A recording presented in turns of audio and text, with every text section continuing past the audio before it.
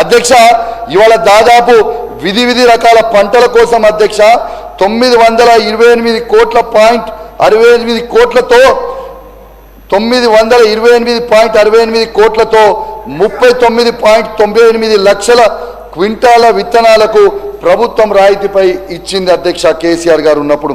ఇవన్నీ నేను చెప్తుంది వాస్తవాలు, ఏవి కూడా ఉట్టిగా గాలి మాటలు మాట్లాడతలేనని కూడా మీ అందరికి కూడా తెలియజేస్తా ఉన్నాను అధ్యక్ష. ఇంకొకటి కూడా అధ్యక్ష 2014లో 2015లో అధ్యక్ష ఇవాళ రైతుల తలసరి ఆదాయం కేవలం 1,12,162 రూపాయలు ఉండే అధ్యక్ష.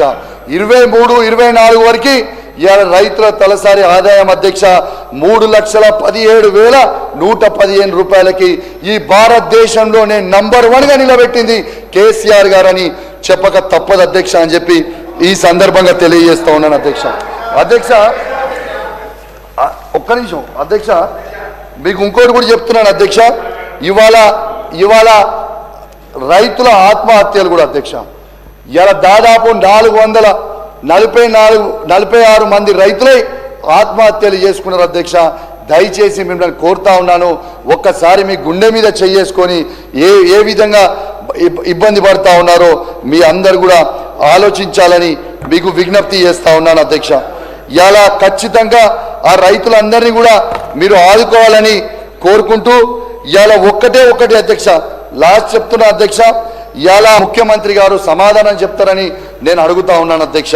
ఇది రైతుల పక్షాన్ని అడుగుతున్నా, ఎవరిని విమర్శిస్తలేను, రైతుల మంచి కోసం అడుగుతున్నా. నేను అడుగుతున్నా మీ నియోజకవర్గాలలో కూడా మీకు కూడా లాభం అవుతుంది కాబట్టి దయచేసి కొంచెం వినండి, నా చేతులు జోడించి మరి మీ అందరినీ కూడా కోరుతా ఉన్నాను.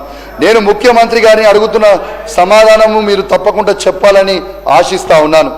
మీరు వరంగల్ రైతు డిక్లరేషన్ ఇంకెన్ని సంవత్సరాల్లో అమలు చేస్తారు? అందరికీ రుణమాఫీ పూర్తిగా ఎప్పుడు చేస్తారు?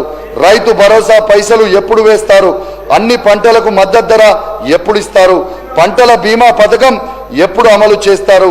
ఏది అడిగినా సమాధానం లేదు, ఎప్పుడు అడిగినా సమాధానం రాదు అని ఇవాళ నేను అసెంబ్లీలో మిమ్మల్ని అడుగుతా ఉన్నాను. వాగు దాటేదాకా ఓడమల్లన్న, వాగు దాటిన తర్వాత బోడమల్లన్న లాగా ఈ వ్యవహారం ఉందని చెప్పక తప్పలేదు అధ్యక్ష. కంక్లూడింగ్ అధ్యక్ష, అయిపోయింది. యానిమల్ హస్బెండరీ మాట్లాడి కంక్లూడింగ్ అధ్యక్ష, మీ మంచి కోసమే చెప్తున్నా. ప్లీజ్ చెప్తూ కొంచెం వినా, ఎట్లా నువ్వు అటు ఉండి మాట్లాడలేకపోతున్నా, నేను మాట్లాడతా ప్లీజ్, నేను చెప్పింది నేను అధ్యక్ష.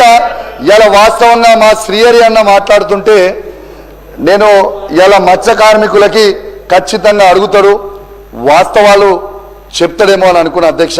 కానీ తన స్పీచ్ అన్నీ విన్నా, ఏది